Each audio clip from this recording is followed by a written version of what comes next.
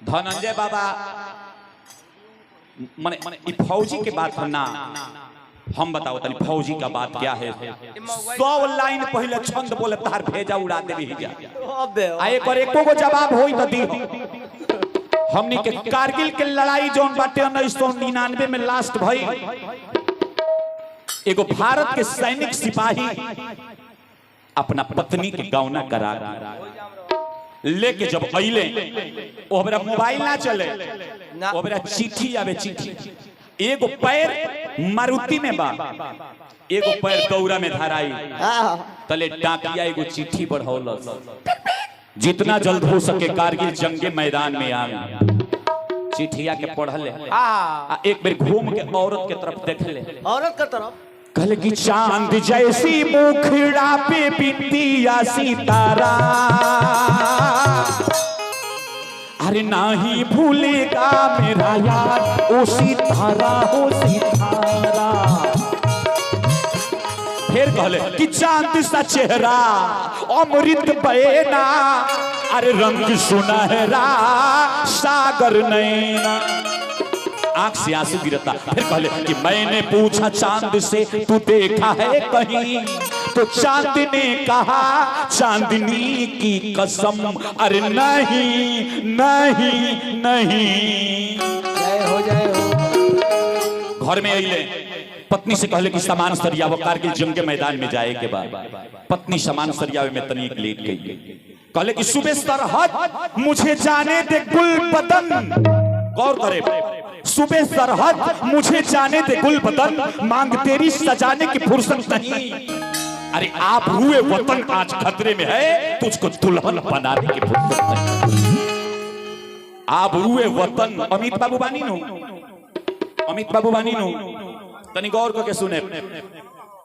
सुबह सरहद मुझे जाने दे गुल बदन मांग तेरी सजाने की फुर्सत नहीं। आप हुए वतन आज खतरे में है तुझको दुल्हन बनाने की फुर्सत नहीं। अब चल रहे कहा तो कारगिल के लड़ाई में जब लड़ाई में गईले तो देख ले जानता नहीं कि पांडे जी शहीद भइले कारगिल लड़ाई में बनल रोड रब गढ़वा के उनका जुदाई में हो। पांडे जी शहीद भइले कारगिल लड़ाई में अब बनल रोड रब गढ़वा के उनका जुदाई में कि और बिंद नगरिया पांडे के पहचान ए बाबू कलेजा फाट जाई हो। छोड़ी चंपारण के लोकवा जब एहसान ए बाबू कलेजा फाट जाई हो। छोड़ी चंपारण के लोकवा जब एहसान ए बाबू कलेजा।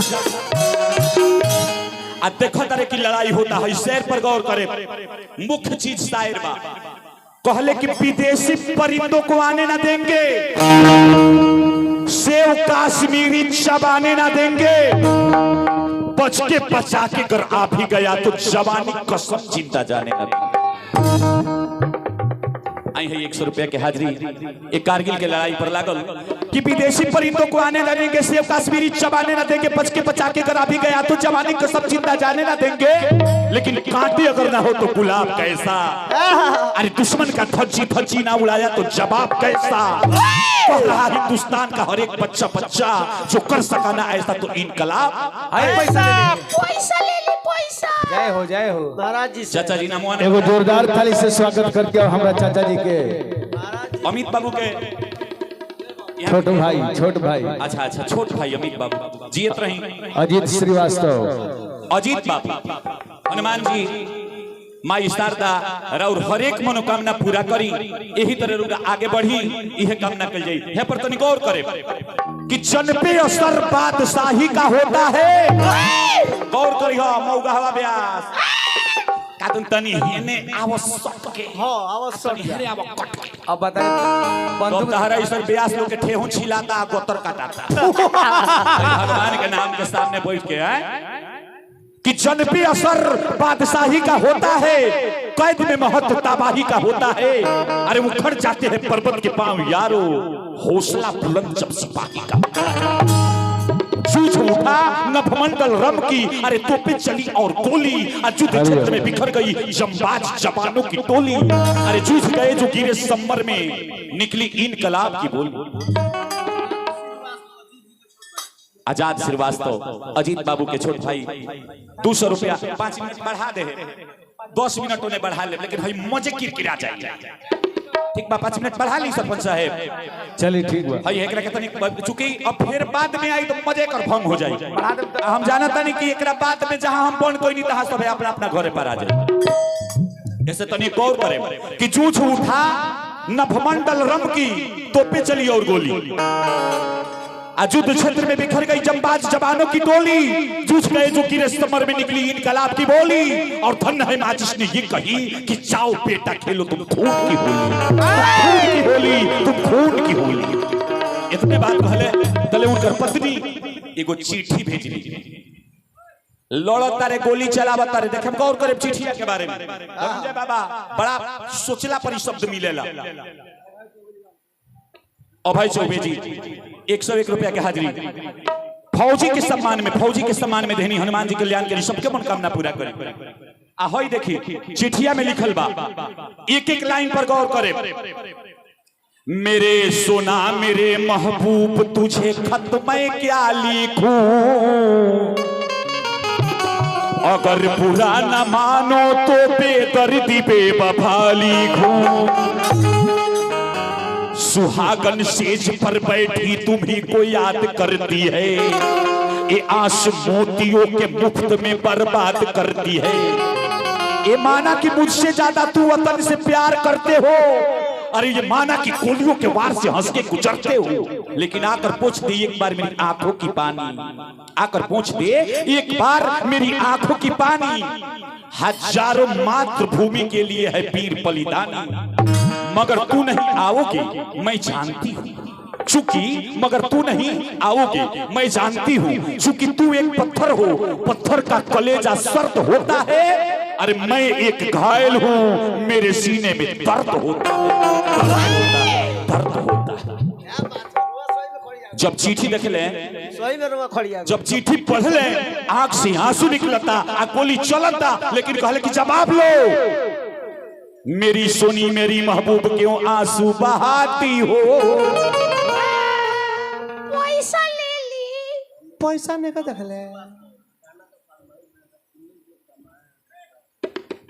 तूने जो कमाया है एकरा के सुनाओ तो हाय करगिल बा बोलिए। एकरा बाद तूने जो कमाया है अमित बाबू हजारों हजार रुपए के हाजिरी, दूसरा ही खाएगा।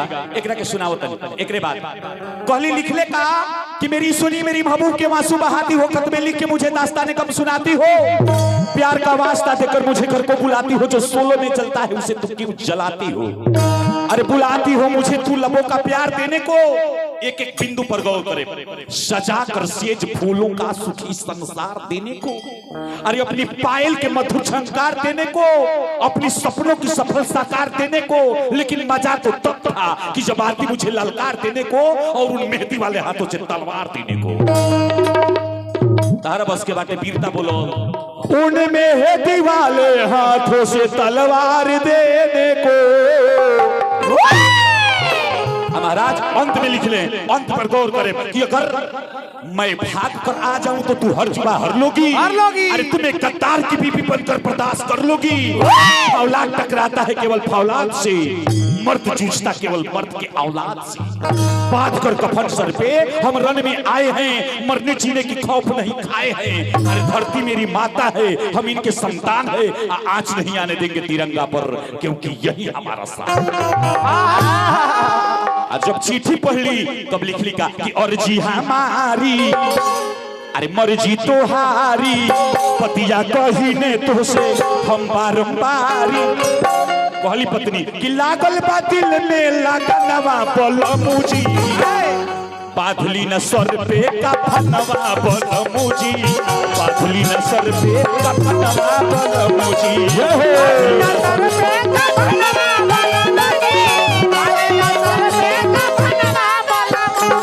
मर्जी हमारी मर्जी तोहारी, पतिया कही ने तुझे हम बारंबारी, लागल बदिल में लगनवा बलमुजी। एगो और सरपंच साहेब आ गई राम बाबू सिंह जी। राम बाबू सिंह जी हो के सरपंच साहेब हैं। सरपंच साहब के फंड में तो पैसा वैसा बाना का सरपंच साहब, लेकिन देखिए देशभक्ति पर और कुछ निकाल दी। सरपंच साहब अमित श्रीवास्तव बबुआ जी 101 रुपया के हाजिरी जान तरीका है खातिर लगौनी कि लागल बा दिल में लगानवा बलमुजी बाधुली न सर पे कफनवा बलमुजी बाधुली न सर पे कफनवा बलमुजी बाधुली न सर पे कफनवा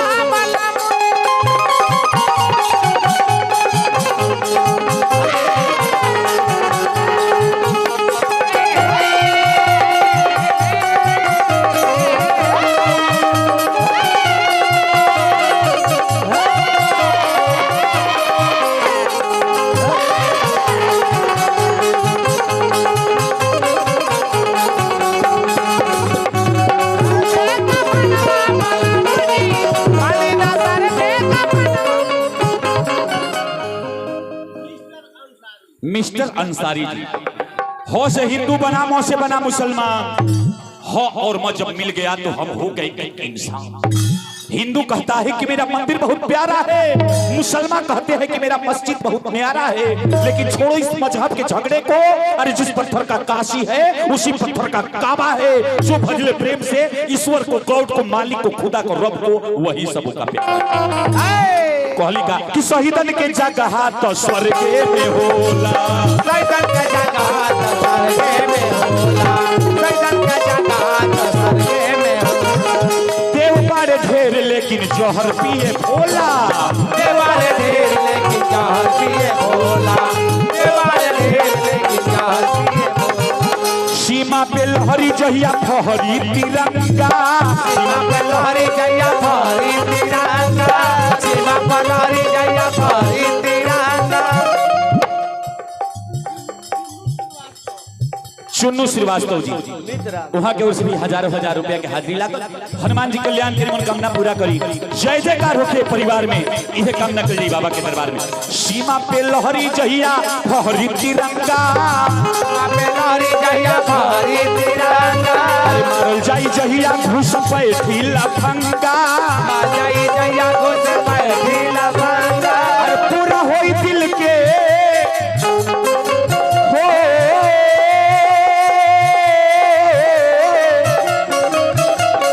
अरे पूरा होई दिल के अरमनवा बलमुजी बाधुली न सर पे कफनवा बलमुजी बाधुली न सर पे कफनवा बलमुजी बाधुली न सर पे कफनवा बलमुजी।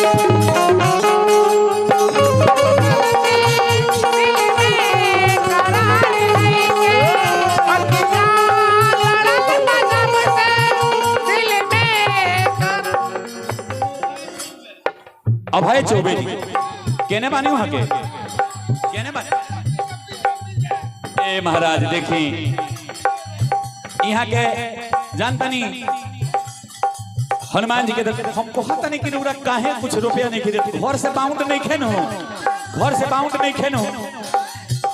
देखी भाव लागल आखिरी बंदिश में लिखली का अरे करी के लड़ाई जिंदगी आज पाए, करके लड़ाई जिंदगी आज पाए, करके लड़ाई जिंदगी आज पाए।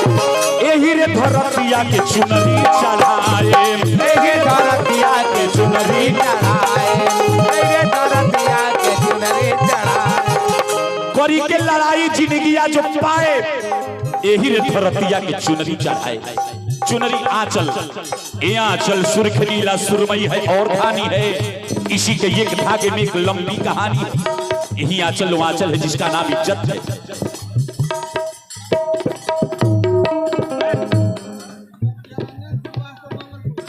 श्री संत रंजन श्रीवास्तव जी पैसा आवता तो कम, माल आवता तो काम, ताल कम को माल और ताल कम कर बाबू, माल आवता तो ताल कम को दो। ये सुना जा माता जी मनोकामना पूरा करी, मंगल के प्रसाद करी। तो ऐसे आंचल, यही आंचल, क्या बात है भैया। ना ना ना घोर नहीं के परल, तूने जो कमाया है सुना देता नहीं, एक बात सुना देता बस आखिरी यात्रा बोलता नहीं। करी के लड़ाई जिंदगिया जो पाए यही रे धरतिया के चुनरी चढ़ाए और माई के कोखिया सफल हो जाई। माई थाहे वाला पैदा न भइले समुद्र के गहराई के दुनिया में केहू ना देला जोन प्यार होला माई के दुनिया में केहू ना देला जोन प्यार होला माई के केहू धनिक भइल नहीं खे धनंजय बाबा हिस्सा बचा के भाई के आ मोहल ढेर दिन ना चपकेला 2 नंबर के कमाई के मोहल ढेर दिन ना चपकेला 2 नंबर के कमाई के सबके वो हिसाब ली है आना आना पाई पाई के बल्ले बा मकैया मजनू क्या बात है। 101 रुपए के हाजिर लगोनी हनुमान जी कल्याण करी जय जयकार करी तो ऐसे अरे माई के कोखिया सफल हो जाई माई के कोखिया सफल हो जाई। अरे बैरिल में जिंदा जहिया बची है ना कोई बैरिल में जिंदा जहिया बची है ना कोई पूरा होई दिल के पूरा होई दिल के अरमानवा बोलमुजी बादली न सर पे का फनवा बोलमुजी बादली न सर पे का फनवा बोलमुजी बादली न सर पे का फनवा बोलमुजी बादली न सर पे का फनवा बोलमुजी बादली न सर पे का फनवा बोलमुजी बादली न सर पे। प्रेम से बोलिए सच्चे दरबार की तूने जो कमाया है। चलिए वो गीत के आदेश मिलल बा।